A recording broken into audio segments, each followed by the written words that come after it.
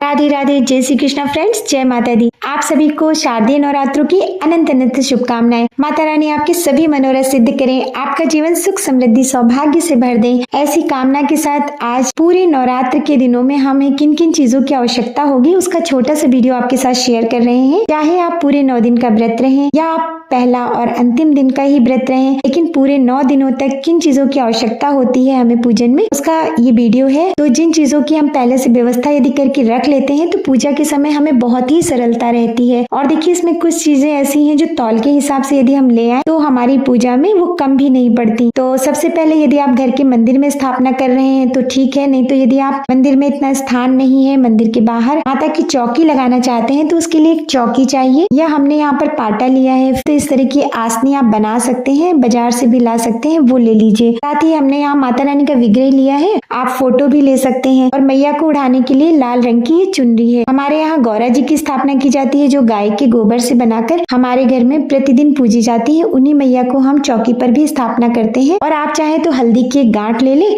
जिनको गौरा जी का स्वरूप मानकर उनका पूजन करें। किसी भी पूजा में गणेश जी का पूजन बहुत ही आवश्यक होता है। तो चौकी पर आप अपने घर के गणेश जी स्थापित कर सकते हैं, या फिर आप पहाड़ी के ऊपर कलावा लपेटकर गणेश जी का स्वरूप मानकर उनकी भी स्थापना कर सकते हैं।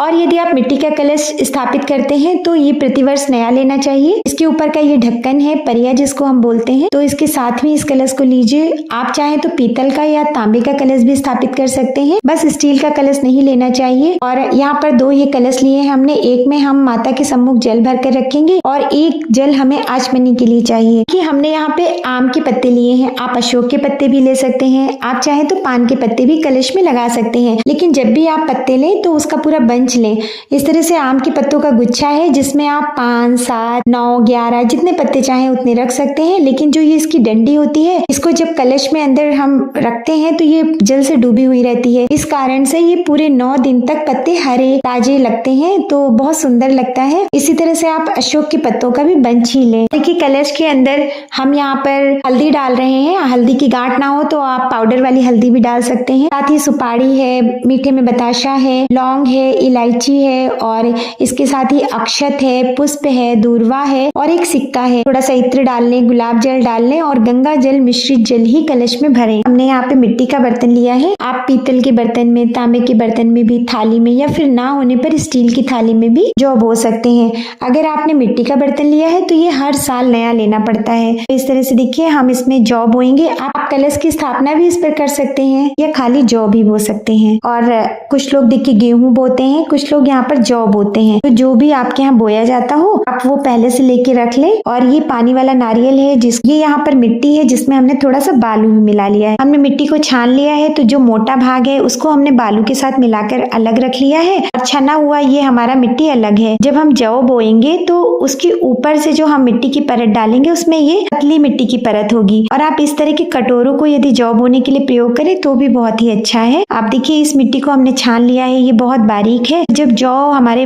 निकलते हैं ऊपर की तरफ तो बहुत आसानी से उनके कोपल ऊपर की तरफ आ जाते हैं। और ये श्रृंगी है, इसे हम भगवान शिव का अभिषेक करते हैं। लेकिन कलश स्थापना में यदि आप श्रृंगी से जल डालते हैं कल अपने जौ में तो बहुत अच्छे जौ निकलते हैं, बहुत समान रूप से जल के छींटे पड़ते हैं, कहीं पर भी मिट्टी हटती नहीं है। ये हमारे पास अखंड ज्योत है, आप मिट्टी का भी ले सकते हैं, आप इस तरह का भी दीपक ले सकते हैं। इसके ऊपर से हमारे पास ढकने वाला भी है, नहीं तो आप कांच का जो ग्लास आता है उससे भी आप ढक सकते हैं। ये 1.25 हाथ लंबी मेरे पास हमने बाती बना कर रखी है सूती कलावे की। और एक छोटा दीपक आपको चाहिए प्रतिदिन, जिससे एक तो आप अपनी बाती ठीक करेंगे और सुबह संध्या यदि आप दीपक से आरती करते हैं तो उसके लिए भी। और देखिए लौंग कपूर की आरती वाला ये पात्र है, इससे बहुत आसानी से आप लौंग कपूर की आरती कर सकते हैं। आप चाहे तो देसी घी का दीपक अखंड ज्योत में जलाएं या प्रातः और संध्या को जलाएं, और नहीं तो तिल के तेल का आप अखंडित ज्योत जलाएं तो बहुत आसानी से जलता है। और ये देखिए हमारे पास पान के पत्ते हैं, कपूर है और साथ ही इस तरह की धूप बत्ती भी आप ले सकते हैं। हमने यहाँ गुलाब धूप लिया है, माचिस है, ये अष्टगंध है हमारे पास, रोली है, कुछ दक्षिणा पूजा में अवश्य चढ़ाएं। और इस तरह से ये हल्दी है जो गणेश भगवान को हम चढ़ाते हैं। गणेश भगवान को इन दिनों आप दूर्वा अवश्य चढ़ाएं, दूर्वा चढ़ाने से गणेश भगवान बहुत प्रसन्न होते हैं। पर हमारे पास कच्चे चावल हैं जिनसे हम अष्टदल कमल बनाएंगे। साथ ही गणेश भगवान के लिए हमारे पास में जनेऊ है, अगर जनेऊ ना हो तो आप सूती कलावे से बना सकते हैं। कच्चा सूत है, भगवान को वस्त्र स्वरूप पहनाने बनाने के लिए।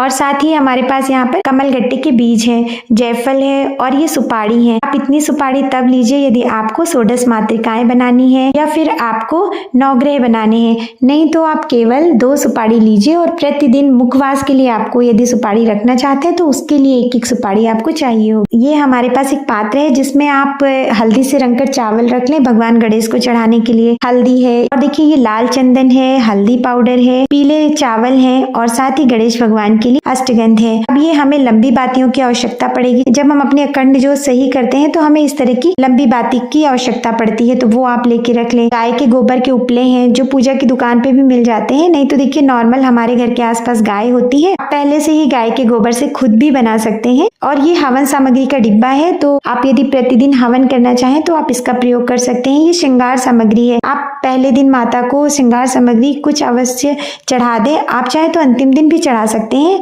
और आप श्रृंगार सामग्री में 16 श्रृंगार चढ़ा सकते हैं, नहीं तो कम से कम 5 चीजें अवश्य हो और इत्र उसमें आप जरूर लगाएं। हमने तौल के हिसाब से ली है। लौंग लेते समय इस बात का ध्यान रखें कि लौंग टूटी फूटी ना हो, फूल वाली लौंग ही माता रानी को चढ़ाई जाती है। और ये हमारे पास में हरी इलायची है जो कि मुखवास के लिए हम भगवान को सुबह और संध्या चढ़ाते हैं, तो आप इसको भी तौल के हिसाब से ले लें। देखिए लौंग, इलायची, कपूर, सुपारी ये सब तौल पर लेने से सही रहता है। और आप यहाँ पर बताशे जरूर माता रानी को सुबह संध्या भोग लगाएं। ये भी आप तौल के हिसाब से ही लेके रख सकते हैं पहले दिन, क्योंकि सुबह और शाम को आप कुछ भी भोग लगाएं, लेकिन बताशों का भोग 1 लौंग का जोड़ा रखकर जरूर लगाएं माता को। साथ ही ड्राई फ्रूट्स हैं, आप अपनी स्थिति के अनुसार जैसे चाहें, जितने चाहे उतने फल, फ्रूट, ड्राई फ्रूट लगा सकते हैं, 5 तरह के, 7 तरह के। और साथ ही यहाँ पर हमारे पास देखिए ये मिश्री भी है, तो आप इन सब चीजों को लेकर पहले से साफ करके कंटेनर्स में भरकर रख सकते हैं, जिससे पूजा के समय हमको आराम से भोग प्रसाद हमारे पास व्यवस्थित रहता है और हम सुबह संध्या पूजा कर पाते हैं। और माता दुर्गा को सुबह और संध्या की पूजन में फल फूल चढ़ाए जाते हैं, तो आप चाहें तो कोई भी फल, ऋतु फल जो आपको मिल जाए, सेब है, केला है, अनार है, और फूल यदि आपको गुलाब का और गुड़हल का मिल जाए जो कि माता को बहुत प्रिय है, तो उनकी सेवा में आप जरूर चढ़ाएं।